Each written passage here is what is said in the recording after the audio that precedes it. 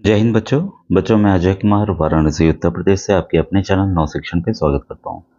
बच्चों metals and non metals से काफ़ी इंपॉर्टेंट क्वेश्चन CHS BHU के एग्जाम में आते हैं और साथ ही साथ जो अन्य कॉम्पिटिशन्स होने वाले हैं श्रेष्ठा योजना उसके लिए भी ये वीडियो काफ़ी इंपॉर्टेंट है। और आज के वीडियो में हम लोग देखिए पहले कुछ इंपॉर्टेंट फॉर्मूलाज को देखते हैं, फिर हम लोग कुछ MCQ क्वेश्चंस पे आएंगे कि जो कि आपके एग्ज़ाम में आ सकते हैं या आ चुके हैं, तो कैसे बदल के आएंगे इसको भी हम लोग जानेंगे आज के वीडियो में। तो बच्चों पूरा वीडियो अवश्य देखिएगा और जल्दी ही खत्म होगा, बहुत ज़्यादा कुछ भी आपको फालतू यहाँ नहीं देखने वाले हैं। और ऑलरेडी आप मेरा सॉल्व पेपर आपको देख रहे हैं, काफ़ी पसंद आ रहा है आपको। और जैसा आप जानते हैं बच्चों कि मैं एक सरकारी अध्यापक हूँ, वाराणसी में ही हूँ, ठीक है। और तो मुझे CHS BHU की इंपॉर्टेंस पता है बच्चों, ठीक है। तो आइए वीडियो को हम लोग देखना स्टार्ट कीजिए और नोट डाउन जरूर कीजिए। बच्चों ये देखिए आपके सामने रिएक्टिविटी सीरीज दिख रही है और इसकी बहुत ज़्यादा इंपॉर्टेंस है क्योंकि सामान्य से क्वेश्चंस रहते हैं, लेकिन क्योंकि हमें ये रिएक्टिविटी सीरीज याद नहीं होती है इस वजह से हम उस सवाल को कर नहीं पाते हैं, ठीक है। अभी आप इसका इंपॉर्टेंस भी जानेंगे कि इसको क्यों आपको याद करना चाहिए। तो ये देखिए थोड़ा सा ये आपके सामने जो कोड भी दिख रहा होगा, please stop calling me a careless zebra, instead try learning how copper shapes gold, ठीक है। तो इसका जो पहला अल्फ़ाबेट है उसी से सभी एलिमेंट्स है। P से पोटेशियम, पोटेशियम मोस्ट रिएक्टिव, इसके बाद सोडियम का नंबर है। जैसे जैसे आप नीचे से ऊपर की तरफ बढ़ेंगे तो रिएक्टिविटी इसकी जो है बढ़ती चली जाएगी, मोर रिएक्टिव होता चला जाएगा। इसके बाद देखिए कैल्शियम का नंबर है, फिर मैग्नीशियम, फिर एल्युमिनियम। यहाँ देखिए ब्रैकेट में कार्बन और हाइड्रोजन दिया गया है, इसके पीछे कारण अभी मैं बताऊंगा। ये दोनों इसमें बच्चों ये नॉन मेटल्स है यानी कि अधातु हैं।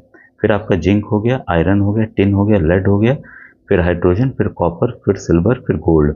गोल्ड देखिए इसको कई बार सवाल आता है गोल्ड के ऊपर भी, ये आपका फ्री स्टेट में पाया जाता है, कॉम्बिनेशन में नहीं पाया जाता है। ये सबसे कम रिएक्टिव यहाँ पर गोल्ड है, ठीक है।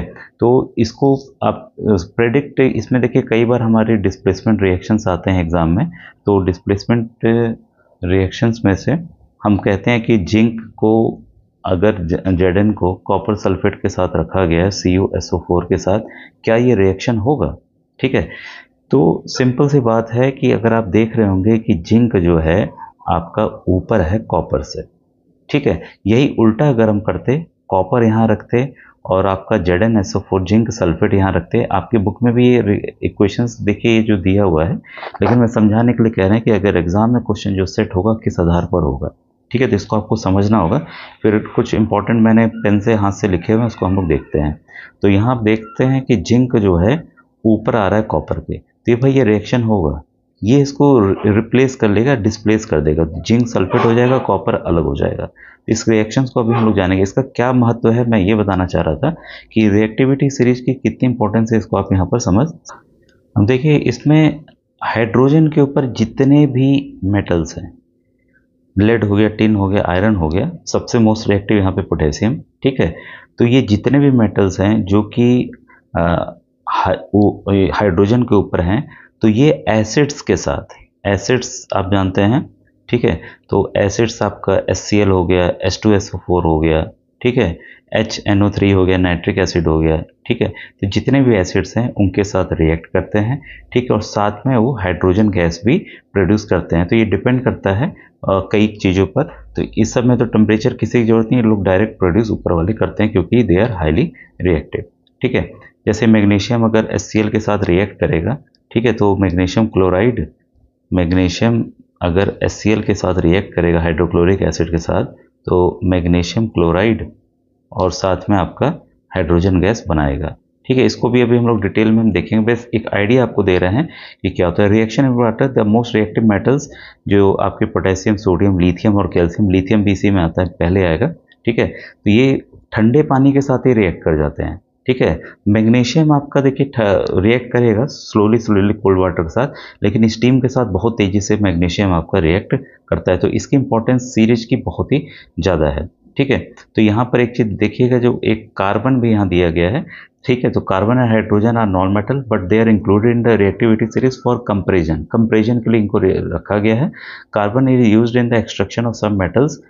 कार्बन का इस्तेमाल कहाँ है, जब भी आप मेटल्स को निकालना हो तो उसके एक्सट्रैक्शंस में होता है, जैसे आयरन ऑक्साइड, ठीक है, फेरस होता है तो आयरन के उसमें होता है, और यहाँ पर रेफरेंस के लिए हमने यहाँ पर यूज किया हुआ है। आइए कुछ इंपॉर्टेंट रिएक्शंस को देख लेते हैं जो आपके एग्जाम में बच्चों आ सकते हैं, और इसको समझने के बाद हम लोग फिर एमसीक्यू क्वेश्चंस जो बुक वाला मैं दिखा रहा था उस पर हम लोग आएंगे। तो ये देखिए रिएक्शंस आप एकदम दिमाग में अपने रख लीजिएगा, और ये वेरी वेरी इंपॉर्टेंट, मैं फिर से बताऊंगा, वेरी वेरी इंपॉर्टेंट ये रिएक्शंस हैं। इसमें से कोई ना कोई रिएक्शन बच्चों आएगा, और मैंने इन रिएक्शंस को अलग से नोट करके, इंपॉर्टेंट है इसको अलग से इसलिए मैंने लिखा है। ठीक है, तो यहाँ पर देखिए आयरन, इस पे अभी हम लोग बैलेंसिंग पे नहीं जाएंगे कि बैलेंस हो रहा है कि नहीं हो रहा है, बस आप इस पे देखिए। अगर आयरन कहीं पे भी लोहा बाहर रखा है तो जंग लग जाता है, आपको पता है। ठीक है, जंग आपको पता ही, सभी बच्चे जंग जानते होंगे। रस्ट, तो रस्ट का पहले फॉर्मूला आ सकता है अलग से आपको, कि रस्ट का फॉर्मूला क्या होता है। तो ferric oxide Fe3 iron 3 oxide, iron 3 oxide. ठीक है, तो क्योंकि इसे फेरिक ऑक्साइड कहेंगे, तो फेरिक ऑक्साइड होता है रस्ट का। ये कैसे होगा, जब आयरन, कोई भी लोहा अगर खुला है, ठीक है, जिसमें पेंट वगैरह नहीं है, मान लीजिए वो हवा से ऑक्सीजन और उसको मॉइस्चर मिल गया, ठीक है, तो रिएक्ट करके फेरिक ऑक्साइड साथ में हाइड्रोजन गैस, देखिए यहाँ गैस बन रही है। ठीक है, तो आयरन क्योंकि हाइड्रोजन के ऊपर था, पहले भी मैंने बताया था हाइड्रोजन गैस बनेगा। जब मैग्नीशियम ऑक्सीजन के साथ रिएक्ट करता है तो मैग्नीशियम ऑक्साइड बनाता है। ठीक है, इसके बाद जो इंपॉर्टेंट, इसको आप बस रिएक्शन नोट कर लीजिएगा, आपको याद हो जाएगा। ये देखिए जो इक्वेशन नंबर 3 है, वेरी इंपॉर्टेंट, कई बार सवाल ये आया हुआ है बच्चों, सीएचएस में आया हुआ और भी एग्जाम्स में आया हुआ है। तो आप देखेंगे कॉपर के जो बर्तन होते हैं, अपने आप से उन पे एक ग्रीन कोटिंग, हरी परत चढ़ जाती है। वो हरी परत होती क्या है, कॉपर हाइड्रोक्साइड के साथ कॉपर कार्बोनेट, इन दोनों को जरूर याद रखिएगा, कॉपर हाइड्रोक्साइड। ठीक है, OH है, ये हाइड्रोक्साइड है। ठीक है, और ये कॉपर कार्बोनेट, CO3 को कॉपर, ये कार्बोनेट कहते हैं, Cu कॉपर हो गया आपका, और ये कार्बोनेट हो गया। ठीक है, तो इस तरह से याद रखिएगा, दोनों को मिला, ये दोनों की ही वजह से ग्रीन कोटिंग यहाँ पर होती है। लेकिन ये कॉपर को कैसे रिएक्ट किया, कॉपर, ये देखिए रिएक्टिविटी सीरीज को फिर मैं बोलूँगा, इसको देखिए ध्यान रखिएगा, कॉपर जो है आपका है। ठीक है, तो यहाँ पर कॉपर जो है आपका किन किन चीज़ों से रिएक्ट कर रहा है, आपका कॉपर आपका H2O के साथ, कार्बन डाइऑक्साइड के साथ, ऑक्सीजन के साथ। ये मॉइस्ट एयर में ये सभी चीज़ मॉइस्ट चाहिए, सब चीज़ें। ठीक है, मॉइस्ट एयर से मिलेगा तो ये फॉर्म होता है। ये काफ़ी तुरंत नहीं होता है, समय लगता है, धीरे धीरे इसका फॉर्मेशन होता है। अब देखिए एक लिथमस पेपर काफ़ी इंपॉर्टेंट है, इस पे सवाल आते हैं बार बार। आप मुझे बताइएगा, ऐसे काफ़ी वीडियोस मैंने बताए हुए, प्लेलिस्ट भी CHS BHO की अलग मैंने बनाई हुई है, लेकिन कई बच्चों ने NMMS एग्जाम की भी तैयारी की, उसके भी साइंस के वीडियोस आपको काफ़ी मदद यहाँ पर करने वाले हैं। उसी प्लेलिस्ट में इस वीडियो को भी डालूंगा। तो आप मुझे बताइएगा लिथमस पेपर आखिर बनता किससे है। ठीक है, ये सवाल आ सकता है। यहाँ बच्चों देखिए लिथमस पेपर का यूज़ हमारा as a acid base indicator के रूप में होता है। ठीक है, अम्ल है कि क्षार है वो उसको जानने के लिए। अगर कोई अम्लीय सॉल्यूशन है, ठीक है, यानी कि एसिडिक सॉल्यूशन है, तो वो नीला लिथमस पेपर आपका रेड लिथमस यानी कि लाल लिथमस पेपर में बदल जाएगा। लेकिन अगर लाल लिथमस कागज है तो उसमें कोई भी बदलाव बच्चों नहीं होगा। इसमें देखिए कोई भी कंफ्यूजन आपको होना नहीं चाहिए, इसको एक याद कीजिएगा। कई बच्चे ब्लू से रेड वाला या रेड से ब्लू वाले में कंफ्यूज हो जाते हैं। ठीक है, तो आप कैसे भी अपने आप को, जैसे आपको समझ में आए वैसे याद कर लीजिएगा। एक याद कीजिए, अम्ल में, एसिड में क्या होता है, ब्लू टू रेड होता है। क्लियर। फिर बेसिक सॉल्यूशन में या क्षारीय है तो क्या होगा, रेड लिथमस पेपर लाल लिथमस पेपर ब्लू लिथमस में बदल जाएगा, और ब्लू लिथमस में कोई भी बदलाव बच्चों नहीं होगा। तो इस पॉइंट को नोट जरूर कीजिएगा। अब देखिए ये रिएक्शन काफ़ी इंपॉर्टेंट है, आपके एनसीईआरटी बुक में भी अलग से दिया हुआ है कि सल्फर जो है ऑक्सीजन के साथ मिलता है तो फिर पानी के साथ मिलता है तो ये बनेगा वो बनेगा, कहानी की तरह भी क्वेश्चन है उसमें। यहाँ पर सल्फर डाइऑक्साइड जो वाटर के साथ मिलेगा, ये सल्फ्यूरस एसिड बनाता है H2SO4। ठीक है, और ये आपको सल्फ्यूरिक अम्ल, सल्फ्यूरिक एसिड भी पता होगा, ये अस लग गया है उसमें इक लग जाता है, सल्फ्यूरिक इसमें लग जाता है। ठीक है, तो ये डिफरेंस ध्यान दीजिएगा। अब देखिए जितने भी मेटल आपके ऑक्साइड बने, ये जैसे मेटल ऑक्साइड यहाँ पर ये है आपका, ठीक है, मेटल के साथ ऑक्साइड MgO, तो जितने भी यहाँ पर है आपके, यहाँ पर देखिए पोटेशियम है तो पोटेशियम ऑक्साइड, ठीक है, sodium oxide, calcium oxide, magnesium oxide, aluminium oxide, zinc oxide, iron oxide, tin oxide, lead oxide, सभी बनते हैं। जितने भी मेटल ऑक्साइड होते हैं, जितने भी आपके मेटल ऑक्साइड होंगे बच्चों, वो आपके बेसिक इन नेचर होते हैं, यानी कि वो क्षारीय होते हैं। एकदम क्लियर याद रखिएगा। इसका मतलब क्या होगा, जो इसके ऑक्साइड्स अगर पानी के साथ मिले तो बेस बनाएंगे, ठीक है, जैसे ये आपका, ये देखिए एक मेटल का एग्जांपल ले लें यहाँ पर। ठीक है, ये देखिए ऑक्साइड बना दिया, अगर ये पानी के साथ मिल जाएगा तब क्या होगा? ठीक है, तब ये मैग्नीशियम हाइड्रोक्साइड बनाएगा। ठीक है, मैग्नीशियम हाइड्रोक्साइड बनाएगा। तो मैग्नीशियम हाइड्रोक्साइड क्या होगा? ये आपका बेस होगा। ये बच्चों क्योंकि बेसिक इन नेचर है ना, बेस मतलब कि ये फिर अम्ल नहीं होगा, क्षार होगा। ठीक है, क्लियर है भाई? क्षार होगा तो क्या कन्वर्ट करेगा? लाल लिटमस को ब्लू में कन्वर्ट करेगा। तो ये आप देखिए, इन सबको रिलेट करके आपको याद करना है। क्वेश्चन कुछ भी कहीं से भी पूछ सकता है घुमा करके कहानी की तरह। अब जरूरी नहीं है कि CHS देखिए पहले से काफ़ी पैटर्न चेंज हुआ है, और वो भी अपने क्वेश्चंस के लेवल को बढ़ाएंगे और काफ़ी तरह के बदलाव आएंगे।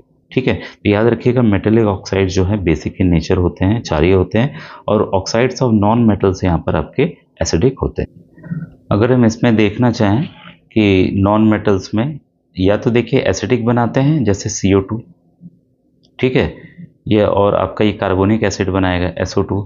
ये सभी एसिडिक ऑक्साइड्स हैं। ये क्या हैं? सभी एसिडिक ऑक्साइड्स हैं, यानी कि अम्ल हैं, अम्लीय हैं। क्लियर? ठीक है, और इसमें न्यूट्रल ऑक्साइड्स भी बनते हैं जैसे कि NO हो गया, ठीक है, CO हो गया, या N2O हो गया। ये सभी क्या हैं? आपके न्यूट्रल ऑक्साइड्स हैं। तो ये आपका एक पॉइंट ये वाला क्लियर हो गया। देखिए कई कॉम्पिटिटिव बुक्स भी मैंने देखी हुई हैं, उसमें बहुत एक्स्ट्रा दिया हुआ है, इतना एक्स्ट्रा बच्चों आएगा नहीं। ठीक है, और कुछ इंपॉर्टेंट मैं चीज़ें भी अलग से इसमें कवर कर दे रहा हूँ, क्योंकि ये इस टॉपिक का है। मैं तो रिएक्शन ही सोच रहा था, लेकिन काफ़ी कुछ अलग भी कवर किया जा सकता है जो मैं बताते चल रहा हूँ। यहाँ पर ये देखिएगा, आप जानते होंगे सोडियम और पोटेशियम के, इन दोनों को मिट्टी के तेल में रखा जाता है। और ये सोडियम जो है, अगर ऑक्सीजन के साथ रिएक्ट करके सोडियम ऑक्साइड बनाएगा, या अगर पानी के साथ ही मान लीजिए ये सोडियम रिएक्ट किया, ये जो इसका ऑक्साइड है Na2O रिएक्ट किया, यहाँ लिख दूँ बल्कि Na2O ऑक्साइड बना, और ये पानी के साथ जब रिएक्ट करे तो ये सोडियम हाइड्रोक्साइड ये बेस बना रहा है। ठीक है, ये भी देखिए मेटल ऑक्साइड बना, मेटल ऑक्साइड से फिर बेस बन गया, जो अभी हम लोगों ने पढ़ा। ये कुछ इंपॉर्टेंट चीज़ें हैं। और फॉस्फोरस को देखिए, दो चीज़ें आपने जानी, पोटेशियम सोडियम को मिट्टी के तेल में केरोसिन में रखा जाता है। फॉस्फोरस को कहाँ रखा जाता है? पानी में रखा जाता है। ठीक है, अगर फॉस्फोरस जो कि आपके माचिस के तीले में यूज़ होता है, दो तरह के फॉस्फोरस होते हैं, वाइट और रेड। ठीक है, इस पर हम लोग डिटेल में अभी नहीं जाएंगे। तो ये आपका ऑक्सीजन के साथ रिएक्ट होगा। ठीक है, यहाँ 5 ऑक्सीजन मिलते हैं, रिएक्ट करते हैं, तो ये डाई मतलब 2, डाई फॉस्फोरस पेंटा ऑक्साइड। ठीक है, 5 है, 5 मतलब पेंटा आप जानते हैं। ठीक है, और हेक्सा मतलब 6 होता है, तो ट्राई मतलब 3 होता है। ये सब आप वर्ड्स जानते होंगे, बस ये मैं बता रहा हूँ। पेंटा मतलब यहाँ आपका 5 होता है। तो ये आपके जनरल जानकारी के लिए है। अब देखिए इस रिएक्शन को आपको जरूर ध्यान रखना है। अल्मोनियम जब सोडियम हाइड्रोक्साइड यानी कि बेस के साथ रिएक्ट करता है पानी के साथ, तो सोडियम अल्यूमिनेट और हाइड्रोजन गैस निकलती है। तो पहले भी मैंने बताया, जितने भी मेटल्स, ठीक है, अगर यहाँ पर हमने देखा था, जितने भी मेटल्स अगर बेस के साथ रिएक्ट करते हैं तो क्या वो हाइड्रोजन गैस वहाँ पर निकलती है, और उसकी टेस्टिंग आता है कि पॉप साउंड निकलता है। तो देखिए कोई रिएक्शन मान लीजिए किसी टेस्ट ट्यूब में चल रहा है, यहाँ बाहर गैस निकल रही है, अगर आप माचिस की तीली लेके जलाएंगे तो पॉप करके साउंड करके यहाँ पर जलेगा, आवाज़ आएगी। ये पॉप साउंड ही बताता है कि हाइड्रोजन गैस निकल रही है। अब गैस निकल रही भाई आपको पता नहीं, इस पॉइंट को भी जरूर आप नोट डाउन करिएगा। अभी हम जो डिस्प्लेसमेंट रिएक्शन देख रहे थे कि कौन ये रिएक्शन होगा कि नहीं होगा, क्योंकि देखिए यहाँ पर क्या है, जिंक ज़्यादा रिएक्टिव है कॉपर से। अभी हमने जस्ट देखा था, कॉपर सल्फेट का सॉल्यूशन आपका नीला होता है, जब ये इसको डिप्लेस कर देगा तो रंगीन हो जाएगा, लेकिन नीचे लाल रंग का कॉपर बच्चों बैठ जाएगा। ठीक है, तो ये देखिए रिएक्टिविटी सीरीज कितनी इंपॉर्टेंट है। अब आपको थोड़ा सा आइडिया लग रहा होगा, तो ये कोड जरूर याद रखिएगा। Please stop calling me a careless zebra, instead try learning how copper saves gold. अगर आप डायरेक्ट याद कर सकते हैं potassium sodium calcium magnesium aluminium, फिर जिंक आयरन टिन, कार्बन छोड़ दीजिएगा बीच में से, zinc iron tin lead hydrogen रखिएगा, कॉपर सिल्वर गोल्ड, तो आपके लिए ज़्यादा अच्छा ये रहेगा। ठीक है भाई, क्वेश्चंस को कुछ और देखें। ये एक जो इंपॉर्टेंट क्वेश्चन है, अभी मैं इसको दिखा नहीं पा रहा हूँ, मैं इसको पढ़ रहा हूँ, इसको आप ध्यान से सुनिएगा। क्वेश्चन नंबर 1, ठीक है, ये है आपका, मैं बता रहा हूँ क्वेश्चन 1। क्वेश्चन है, जनरली मेटेलिक ऑक्साइड्स जो हमने देखा, मान लीजिए metal oxides are basic in nature, अभी हमने जस्ट देखा, मेटेलिक ऑक्साइड्स और जो नॉन मेटेलिक हैं, नॉन मेटेलिक ऑक्साइड्स हैं, वो होते हैं जनरली एसिडिक इन नेचर। अभी हमने जस्ट देखा, तो solution of which of the following oxide in water will change the colour of blue litmus to red, मतलब कि ब्लू को रेड में बदलेगा, ठीक है। यानी कि वो क्या होना चाहिए, वो एक एसिड होना चाहिए, वो सॉल्यूशन एसिड होना चाहिए, बस ये है क्वेश्चन है। ऑप्शंस आपके सामने दे दिए, पहला ऑप्शन सल्फर डाइऑक्साइड, ठीक है। दूसरा ऑप्शन दे दिया आपके सामने मैग्नीशियम ऑक्साइड। तीसरा ऑप्शन आपके सामने दे दिया आयरन ऑक्साइड, ठीक है, आयरन ऑक्साइड। चौथा ऑप्शन आपके सामने दे दिया कॉपर ऑक्साइड, ठीक है। अब आप सोचेंगे भाई कैसे, जो अभी जस्ट हम लोगों ने पढ़ा, ये देखिए इस तरह का क्वेश्चन आ सकता है, ठीक है। तो अगर मान लीजिए आपको नहीं भी आता तो एक आइडिया लग रहा है भाई आयरन तो धातु है, कॉपर भी धातु है, मैग्नीशियम भी धातु है, यहाँ सल्फर जो है वो अधातु है, ठीक है। और हो सकता है यही आंसर हो, तो ये तुक्का आपका यहाँ पे सही होता है भाई। तीन तो एक तरह से एक अलग है, वही आंसर होगा। अभी जस्ट हमने देखा कि जितने भी नॉन मेटेलिक ऑक्साइड्स होते हैं वो एसिडिक इन नेचर होते हैं। तो इस तरह से बच्चों देखिए सवाल जो है वो आ सकता है। और फिर देखिए एक और इम्पोर्टेंट क्वेश्चन है, सेकंड क्वेश्चन है कि कौन सा नॉन मेटल है, ठीक है, जो नॉन मेटल है, अधातु है, जो कि हवा में रखने पर आग पकड़ लेगा, ठीक है। तो नॉन मेटल में आपका पहला है फॉस्फोरस, फिर है नाइट्रोजन, फिर है सल्फर, फिर है आपका हाइड्रोजन। अभी जस्ट हमने देखा कि फॉस्फोरस को मिट्टी के तेल में रखा जाता है, ये सब पानी में रखा जाता है, अभी जस्ट हमने देखा यहाँ पर, ठीक है, कि केप्ट इन वाटर, ये आपका नॉन मेटल है, मेटल नहीं है बच्चों, ठीक है। जो डाइफॉस्फोरस पेंटाऑक्साइड बन रहा है ये नॉन मेटल है, ये हवा में ही आग पकड़ लेता है, इसलिए इसको पानी में डुबो के रखा जाता है। तो इस तरह के देखिए प्रश्न आ सकते हैं। और ये तो आप तो जानते होंगे कि कौन पानी में कौन सा धातु ऐसा है कि अगर पानी में डाल दिया जाए तो आग पकड़ ले, बहुत तेजी से रिएक्शन होगा। कार्बन, सोडियम, मैग्नीशियम, सल्फर, तो सोडियम होगा, या पोटेशियम इसकी जगह रहता तो पोटेशियम होगा। तो इसी तरह से देखिए पढ़ाए हुए प्रश्न आ सकते हैं। पहला क्वेश्चन आपके सामने है, मेटल्स आर जनरली हार्ड, सही बात है। विच of the following metal is an exception and can be cut with a knife. और भाई धातु तो सभी कड़े होते हैं, आपको पता है, चाकू से तो काट नहीं सकते, लेकिन इसमें कौन सा है जिसे हम चाकू से काट सकते हैं। तो सिंपल क्वेश्चन है, इसका आंसर है क्या है बच्चों, आपका मैग्नीशियम है, ठीक है। Which one is a non metal which conducts electricity, इसमें से नॉन मेटल क्या है जो कि बिजली को कंडक्ट करेगा। तो ये है बच्चों आपका graphite. On heating one end of iron and other end also gets heated, अगर भाई लोहा है, अगर यहाँ से आप गर्म करेंगे तो यहाँ पे भी गर्म हो जाता है। तो ऐसा क्या है, किस वजह से है, तो सिंपल है, गुड कंडक्टर ऑफ हीट है, ठीक है। तो देखिए बहुत हार्ड क्वेश्चन है, बहुत इजी आएंगे। Which of the following non metal reacts and catches fire on exposure to air, अभी हमने जस्ट देखा, आंसर आपका फॉस्फोरस, ठीक है। अब यहाँ पर है कि किसका कहाँ कहाँ इस्तेमाल होता है, ठीक है। तो ये आपका इसका सही आंसर है बच्चों ऑप्शन नंबर 2। यहाँ पे देखते हैं, use in thermometers by mercury, present in fertiliser, ठीक है, फॉस्फोरस है। यूज एट डिसइंफेक्टिंग वाटर, भाई पानी में क्लोरीन की टैबलेट डाली जाती है, आपको पता है। और एंटीसेप्टिक में ये हो जो होता है आयोडीन। तो कुछ इंपॉर्टेंट क्वेश्चन है, इसको आप जरूर नोट डाउन करिएगा। फिर है ये देखिए, ये आउट ऑफ कोर्स में मानूंगा, इसको मैं कवर नहीं कर रहा हूँ इसलिए। हाँ ये देख लीजिए, material which can be drawn into wire are called ductile, सही बात है, उनको डक्टाइल कहा जाता है। डायरेक्ट डेफिनेशन आता है क्वेश्चन, और डक्टाइल मटेरियल नहीं है, इसका मतलब वो जरूर नॉन मेटल होगा। भाई जितने भी धातु हैं उनको वो तो तार के रूप में खींचे जा सकते हैं, तो यहाँ पे धातु कौन सा नहीं है, तो भाई सल्फर, अभी जस्ट हमने देखा, ठीक है। पीरियोडिक टेबल में मैंने बताया हुआ है, पीरियोडिक टेबल अगर आप प्लेलिस्ट से देख लेते हैं उस वीडियो को, तो उससे आपको कॉन्सेप्ट एकदम क्लियर हो जाएगा इसको लेकर। मेटल्स आर जनरली सॉलिड, अच्छा कौन रूम टेम्परेचर पे लिक्विड है, पानी के रूप में रहता है, द्रव के रूप में है। तो इजी क्वेश्चन है, आप जानते हो, ये आपके ऊपर मैं छोड़ रहा हूँ। इसमें मरकरी है, एल्युमिनियम है, सिल्वर है कि आपका सोडियम है, ठीक है। अब ये देखिए अलग अलग तरह के सॉल्यूशन होते हैं, यहाँ हमें जानना है कि कौन किससे मैच कर रहा है, ठीक है। तो यहाँ पर अगर हम डायरेक्ट इसमें देखें तो आपका कॉपर सल्फेट जो है आपका नीला होता है, ठीक है। और फेरस सल्फेट आपका लाइट ग्रीन होता है, जिंक सल्फेट आपका कलरलेस होता है, और आयोडीन सॉल्यूशन आपका जो है वो आपका पर्पल होता है, ठीक है। तो यहाँ पर आपका जो ऑप्शन नंबर दूसरा सही हो जाएगा। आयरन इज पेंटेड टू, भाई आयरन को क्यों पेंट किया जाता है ये तो आप सब लोग जानते होंगे, ठीक है। एक मिनट, हाँ यही वाला देखिए, मैं क्वेश्चन उस समय जो अभी पढ़ के बता रहा था। Generally metal oxides are basic and non metallic oxides are acidic in nature, solution of which of the following oxide in water will change the colour of blue litmus to red. ठीक है। तो ये देखिए magnesium, iron, copper तीनों आपके धातु थे, ये अधातु था। और यही बच्चों यहाँ पर आंसर है, क्योंकि जितने भी नॉन मेटेलिक ऑक्साइड्स हैं वो एसिडिक इन नेचर होते हैं और नीले लिथमस को ब्लू में, ये रेड में, ब्लू को रेड में बदलते हैं। ठीक है। इसमें देखिए ये भी अच्छा क्वेश्चन लग रहा है। Which pair of element contains metal and non metal both present in liquid state.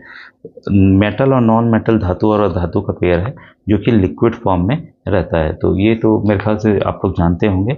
ये है बच्चों ब्रोमीन और मरकरी। वेरी इंपॉर्टेंट क्वेश्चन, इसको अलग से आप नोट डाउन कर लीजिएगा। ब्रोमीन आपका नॉन मेटल है, मरकरी आपका Hg और Br, मरकरी आपका क्या है, धातु है। ठीक है। अब ये देखिए ओर्स हैं, ये काफ़ी इंपॉर्टेंट है बच्चों। ये ओर वाला क्वेश्चन आपका यहाँ पर हमें मैच भी करना था। हेमेटाइट किसका ओर है भाई? हेमेटाइट आपका है ये आयरन का, आयरन का है। एक बॉक्साइट, हाँ आयरन का है। आयरन इसमें किस में जा रहा है? P का 4, यानी P का 3, हाँ P का 3, इसमें से कोई एक होगा, अभी हम देखते हैं। बॉक्साइट जो है एल्युमिनियम का है, 3 का 4, हाँ तो यही लग रहा है। ठीक है।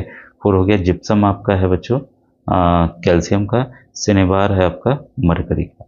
तो ऑप्शन नंबर डी बच्चों यहाँ पर आपका सही होगा। ठीक है। Which of non metal is highly reactive and is used in making match stick. अभी हमने जैसे देखा फॉस्फोरस है वो। ठीक है। तो काफ़ी अच्छे क्वेश्चंस हैं, अभी और भी हम लोग डिस्कस कर सकते हैं कि किस तरह के हैं। तो आप ये क्वेश्चन नंबर 21 का आंसर बताइएगा कि क्या होगा। विच of the following react with cold water से कौन रिएक्ट करेगा विग्रेसली, बहुत तेजी से। ठीक है। तो कैसा आज का वीडियो लगा जरूर बताइएगा। इस तरह के वीडियोज और चाहिए तो कमेंट सेक्शन में जरूर कमेंट कीजिएगा बच्चों। ठीक है। Thank you.